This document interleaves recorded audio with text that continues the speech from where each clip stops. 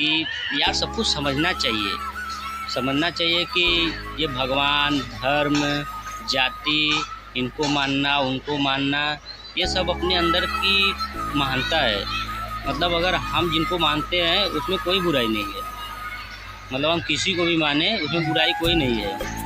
हम भगवान को मानते हैं, हम बाबा साहेब को मानते हैं, हम गौतम बुद्ध को मानते हैं, हम किसी को भी माने, पूजा करें, कुछ भी करें, कोई गलत चीज़ नहीं है।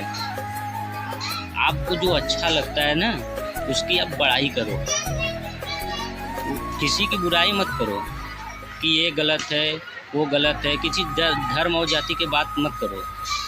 ये धर्म जाति ये सबसे विवाद बढ़ता है, इससे आपस की रिलेशनशिप खराब होती है। ऐसा नहीं करना चाहिए।